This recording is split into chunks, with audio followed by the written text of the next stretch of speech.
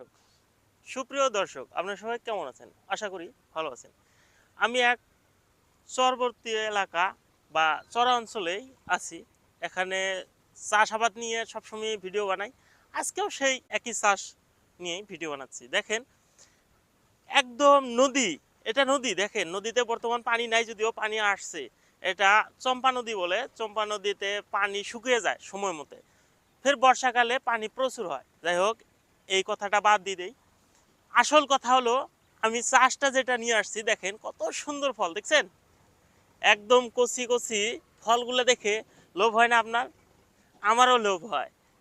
কেন ভালো হবে না? দেখেন এত সুন্দর ফল, দেখলেই ভালো লাগে। দেখছেন কত সুন্দর।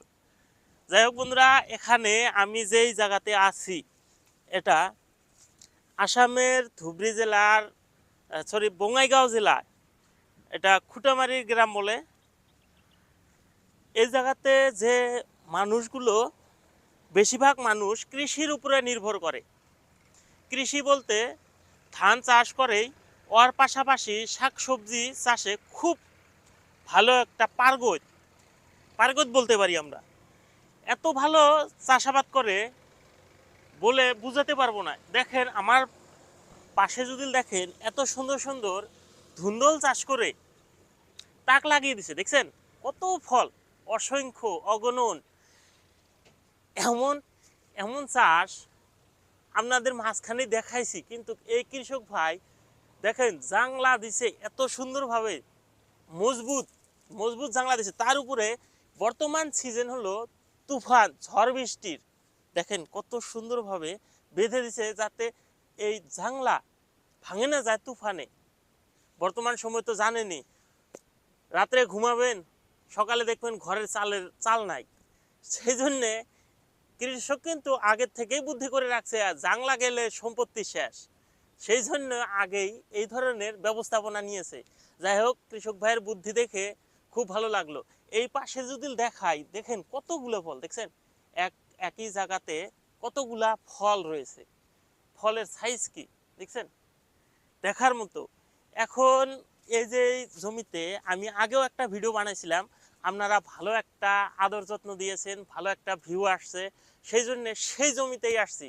তখন যদিও আগাম চাষ ছিল, এখন কিন্তু এই গাছের বয়স হয়ে গেছে, তারপরেও তার ধর্ম পালন করতে আছে। এই জমিতে আজকে থেকে 2 মাস আগে ফল তুলছে, সেই ফলের ভিডিও দিছিলাম। আর সেই জমিতে সেই গাছ এখনো সে তার ধর্ম পালন করতেই আছে, সে ফল দিতেই আছে। এমনি যদি আরো 2 মাসও থাকা হয়, তারপরেও দেখবেন এই গাছে ফল দিয়ে আছে। বন্ধুরা, এই ধুন্দল চাষ বর্তমানের বাজার কেড়ে নিছে। অন্য কোনো সবজি নাই, যা দেখবেন খালি ধুন্দল বিক্রি হচ্ছে। ধুন্দলের দাম এখনো সেই 80 টাকা। তাহলে বুঝতেই পারছেন যে বর্তমান অবধি এই ধুন্দলের চাহিদা কিরকম। যদি 80 টাকা হয়, যদি এই ধুন্দলি দাম হতো 20 টাকা, 30 টাকা, তখন মানুষ কিনেও খাইতো না। বুঝতে বুঝতে পারছেন? এই ধুন্দল বর্তমান সময়ের বাজার কেড়ে নেওয়ার একটাই উদ্দেশ্য হলো, বর্তমানে অন্য সবজির পরিমাণটা কম। আর যদিও অন্য সবজি আসছে 120-এর থেকে 140 টাকা কিলো, সেটা কিনে খাওয়াটা অল্প অসম্ভব হয়ে পড়ছে। যার জন্যে এই ধুন্দলের দামটা কিছু কম।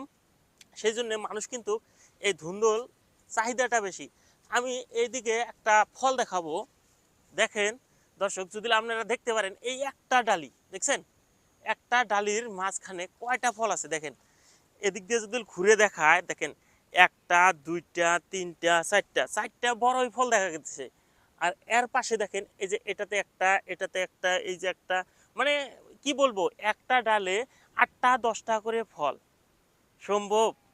হ্যাঁ বন্ধুরা, সম্ভব। এই যে বলছিলাম না, যে এখানকার যারা লোক আছে কৃষির সাথে জড়িত, কৃষি করেই খায়, এদের হাতে জাদু আছে। এই ধরনের উন্নত জাতের বীজ রোপণ করে এত ভালো ধুন্দল চাষ করে। খালি ধুন্দল না, আমি যখন আসছিলাম, ফুল, টমেটো, চাল কুমড়া, করেলা, নানান ধরনের সবজি আবাদ করে। ঠিক তেমনি এই ক্ষেতটার আমি চাষটার আমি ভিডিও করে নিয়ে গেছিলাম। সেখান থেকে আমি কিন্তু এই ভিডিওগুলো করছিলাম। যাই হোক, দেখেন বন্ধুরা, এখানে কিন্তু একটা বুড়ো ধুন্দুল রাখা হয়েছে, এটা কিন্তু সেই আপনার বীজ রোপণের জন্য, বীজ রাখবে সেই জন্যেই রাখা হয়েছে। দেখেন বন্ধুরা, এই যে জমিটার থেকে কিন্তু বাড়িয়ে দিছে কৃষক ভাই, এটা কিন্তু আগে ছিল না, এখন বাড়িয়ে দিছে। মানে গাছগুলা যখন এখানে মেকআপ হয়ে গেছে তারপরে এদিকে লাগিয়ে দিছে, আর ভলের সাইজগুলাও বড় হয়ে গেছে। যাই হোক বন্ধুরা, বেশি কথা না বাড়িয়ে, দিনের পরিস্থিতি ভালো না, সেই জন্য বেশি কথা বলবো না। এই দেখেন জাংলাটা দিছি কিভাবে, এখানে স্পষ্টভাবে বুঝতে পারবেন। দেখেন এটা একটা রগের সুতা বা টায়ার সুতা বলি আমরা, আর এখানে বাঁশ বাঁশ দিয়ে যে দিছে, খুব মজবুত করে দিছে। এখানে যদি 2-3 মনও গাছের ওজন হয়ে যায় অসুবিধে নাই। আপনারাও যদি করতে চান বাড়িতে এইভাবে 2 থেকে 3টা গাছ লাগান, আপনার বাড়ির যেটা দরকার সবজির, সেই সবজিটা আপনি ওই 2-3টা গাছের থেকে পূরণ করে দিতে পারে। যাই হোক বন্ধুরা, আজকে আর নয়, এখানেই বিদায় টানছি। দেখা হবে কোনো পরবর্তী ভিডিওতে। আসসালামু আলাইকুম।